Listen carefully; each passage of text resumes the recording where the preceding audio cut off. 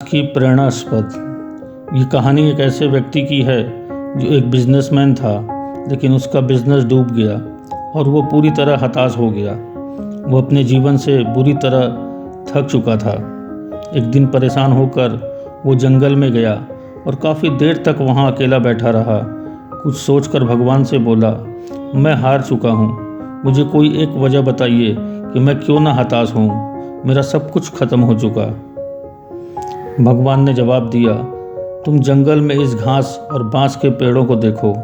जब मैंने घास और इस बांस के बीज को लगाया, मैंने दोनों की देखभाल की, बराबर पानी दिया, बराबर प्रकाश दिया।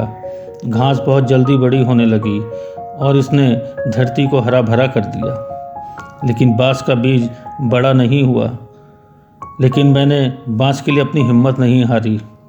भगवान ने बोलना जारी रखा।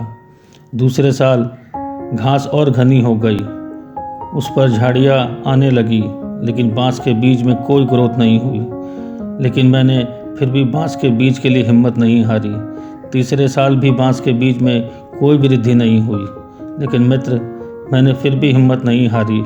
चौथे साल भी कोई ग्रोथ नहीं हुई, लेकिन मैं लगा रहा। भगवान ने आगे कहा, 5 साल बाद उस बांस के बीज से एक छोटा सा पौधा अंकुरित हुआ।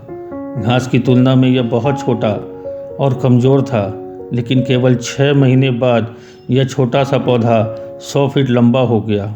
मैंने बांस की जड़ को इतना बड़ा करने के लिए 5 साल का समय लगाया।